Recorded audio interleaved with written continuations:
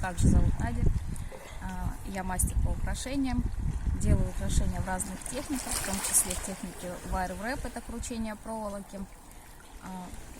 Ссылки на свои магазины я оставляю внизу всегда. Рада, если вы подпишетесь и поставите лайки. Сегодня в нашем видео я расскажу вам про интересные камни. Камни называются лабрадориты. Лабрадоры, лабрадориты, мадагаскарские лабрадориты.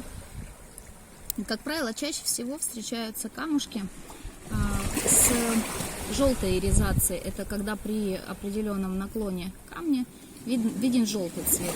Здесь я вам показываю камни изумительной окраски с синей иризацией, которая встречается редко и особенно с такой яркой иризацией.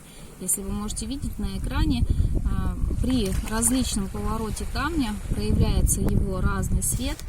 И вот этот камень тоже покажу. То есть как только вы его не крутите, он будет по-разному иризировать. Здесь представлены кабошоны, то есть они с одной стороны плоские, с другой стороны они выпуклые. Эти камни я оплела проволокой, которая называется Нейзельбер, немецкое серебро. Такие фантазийные оплетки делаю. Это кулон. Есть отверстие для шнура или цепочки. Шнур я всегда в комплект кладу для всех своих работ. Интересные камни и по своей структуре, и по своему значению, как и любой другой камень в астрологии, имеет функцию защиты. Подходит разным знаком зодиака, каким именно, я напишу в комментариях.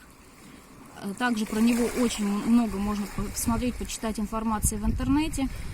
Лабрадориты, мадагаскарские, очень красивые, интересные. Люблю работать с этим камнем, потому что он всегда имеет интересное свечение. Это называется иризация. То есть каждый камень имеет внутри своем свой рисунок. И, соответственно, что еще знаю про этот камень? Точно, что этот камень считается камнем мудрости. Такие интересные камни. Рада была, если вам понравилось данное видео.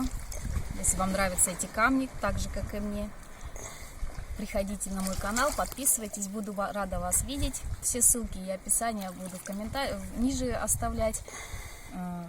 Также, если будете писать комментарии, пишите, пожалуйста, про какие камни вы хотите увидеть на моем канале. Или, может быть, про что вы еще хотели бы узнать. Буду рада, всем всегда отвечаю. Пока-пока, приходите.